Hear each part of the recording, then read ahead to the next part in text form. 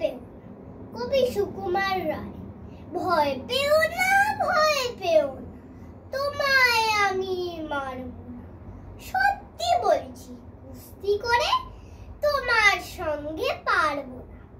মনটা আমার বড্ড নরম, হাড়ে আমার রাখটি নেই। তোমায় আমি চিবিয়ে খাবো এমন আমার সাধ্য নেই। মাথায় আমার শিং রেখে ভাই ভয় পেয়েছ কতই না।